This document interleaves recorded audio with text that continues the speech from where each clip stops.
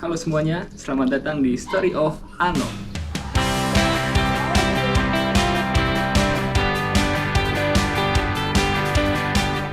Nah teman-teman semua, di segmen kali ini gua mau mengkhususkan ada Story of Ano alias cerita mengenai motor yang ada di belakang gue ini, yaitu motor Yamaha Grand Villano. Kayaknya menarik kalau gue bikin segmen ini karena menurut gue banyak hal yang bisa dieksplor dari motor ini.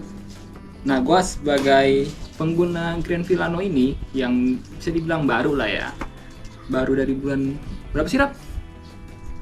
10. Bulan 10. Dari bulan 10, ya sekarang di Desember berarti sekitar hampir 2 bulan. Gue mau berbagi cerita nih mengenai motor Ano ini. Gue manggilnya Ano, makanya namanya Story of Ano. Nggak ini sih, nggak ribet gitu namainnya. Pengen namain Baby Blue, udah pernah, hilang. Blue Jack hilang. Ya jadi sekarang namanya sesuai sama nama motornya, yaitu Ano. Yang pertama gue mau ngasih tahu alasan gue dulu kenapa gue memilih motor ini sebagai kendaraan harian gue. Yang pertama, Matic. Karena biar nggak pegel bro, karena tiap hari harus pulang pergi, berangkat kerja, pulang kerja, bahkan Sabtu Minggu pergi sama istri. Nah ini yang kameramen ini istri. Jadi gue berpikir untuk ya udah menggunakan Matic aja karena ya udah nggak pegel sih, balik lagi kayak gitu, nggak capek. Yang kedua adalah kenapa milihnya motor ini dibanding motor-motor Matic lainnya yang mungkin banyak gitu di kelasnya. Ini kebetulan cc-nya cuma 125 cc. Gak besar seperti motor-motor yang ada pada zaman sekarang, bahkan dari 155 cc sampai 160 cc kan sekarang banyak motor Matic. Dan Matic gue mencari irit karena gue percaya semakin besar motor nggak mungkin dia lebih irit dibanding cc-nya yang lebih kecil. Terus berikutnya adalah karena desainnya. Desainnya menurut gua oke banget. Ya buat gua yang belum mampu membeli Vespa, jadi lebih baik beli motor ini. Jadi solusi. Buat harian dapet, buat gayanya juga dapet. Yang gua rasain nih selama gua pakai motor ini, karena dia cc-nya kecil, 125 cc, jadi tenaganya itu kurang banget alias boyo gitu kalau menurut gua.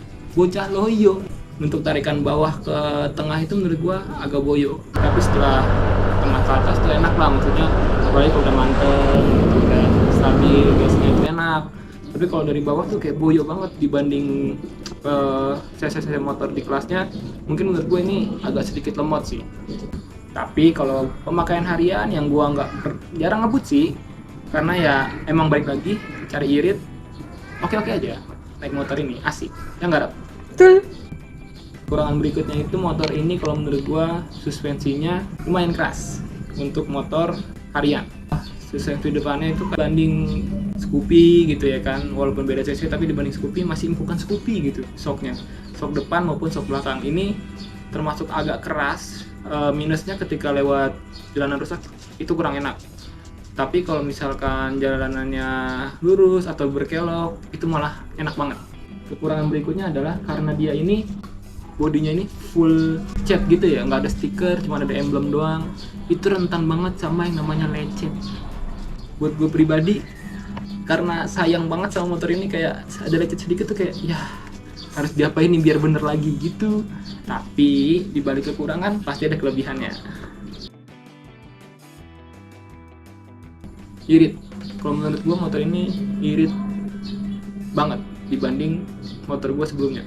Karena motor ini kalau di MID-nya itu sekitar dapet 1 liter bisa sampai paling irit itu 55 km. Itu yang gue rasain ya, yang udah pernah gue pakai dan pernah gue coba. Aktualnya bisa seirit itu. Dan paling boros adalah 1:45 km. Nah kapasitas tangki motor ini tuh sekitar 4 liter lebih lah, 4 liter lebih dikit gitu. Kalau gua ngisi bensin biasanya sekitar 50.000 lebih lah. Itu full tank, super. Itu berarti kalau misalkan dari perbandingan gua yang 1 liter itu 50 km, berarti full tank itu bisa hampir 200 km. Dan menurut gua untuk gua pengguna yang pakai motor ini tuh nggak jarak dekat doang nih, jarak jauh. Kadang dari Depok ke kantor, dari Pulau Gadung ke kantor, atau bahkan dari Tambun Utara ke kantor. Nah itu menurut gua termasuk irit sih motor ini. Jadi masih ramah buat di kantong gitu. Posisi tangkinya itu dia ada di bawah dek motor yang pincakan kaki. Jadi menurut gue itu memberikan kelebihan terhadap handling pada motor ini. Jadi buat selip-selip enak, buat nikung-nikung nggak hampir rebah sih, nggak berani, itu juga enak. Jadi enteng gitu motornya, satset lah. Dia punya sistem hybrid. Nah hybridnya ini bukan hybrid yang jalannya pakai baterai doang gitu selama berapa kilometer, enggak gitu. Hybridnya dia itu cuman memberikan tenaga dari baterai sekitar cuman 3 detik di awal. Jadi ketika buat stop and go langsung digas, nah itu baterainya ngasih tenaga tuh 3 detik awal. Jadi bikin motor tuh lebih melesat sedikit karena dorongan dari baterai itu sendiri. Nah itu lumayan lah untuk nambah-nambah tenaga dia di awal gitu. Tapi hybridnya nggak nyala ketika kita lagi udah stabil tuh gasnya, udah lagi jalan terus dikagetin gitu. Nah itu nggak berfungsi hybridnya. Desain motor ini oke. Kenapa oke?